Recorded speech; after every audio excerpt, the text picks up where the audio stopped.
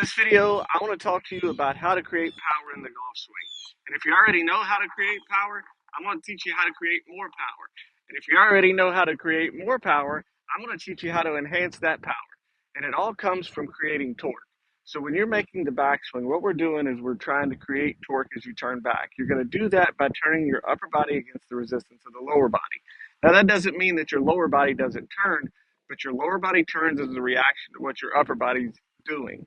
And if you've been following me for a while, you've probably heard me say this before. And I don't know if you noticed, but it's still raining a little bit. We had that hurricane come through yesterday, so we're still dealing with some bands coming through. But I wanted to get this video out today. So when you're making your backswing and you're turning back, your lower body turns because your upper body's turning so much. And I talk to people about it this way. If I gave you a wet towel and I said, wring the water out of this towel, you would grab it and you would turn one hand each way. If you turn both hands the same way, you're not creating any torque. Now, I don't expect you to turn back and turn your hips this way and your shoulders this way. But if you can turn your shoulders more than your hips turn, you're creating torque as you turn back.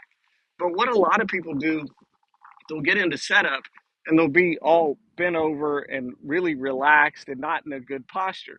And that keeps you from activating your core as you turn back. So when you turn back, we want a solid core. We want to rotate around your spine.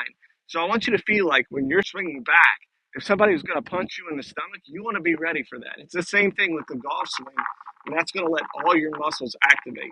So when you're at setup, and you're in a good position, I want you to feel like somebody could hit you in the stomach, not super hard, not like Mike Tyson, but if you could take an impact to your stomach, and that's what's going to let you turn back. It's going to let everything activate, and then you'll get into the ball much, much better. So you set up, get in that nice, strong position so you can rotate back. And again, your lower body turns, but it turns because your upper body turns so much. So I want to go over some key points in the swing with you guys. In the face-on view, I put a line on the outside of my right leg. I don't want to see the right leg get outside of that. That's going to show that the weight's staying on the instep of the right foot right here. So I'm poised to turn back through, and it's limiting my hip rotation on the backswing, keeping me in a good position when I can drive back through. Also put a line in front of my, or kind of behind my left leg, so your left knee, you don't want it to come too far back. And you can see my shoulders have turned more than double the amount that my hips have turned. This is allowing me to create power, and I can turn back into the ball.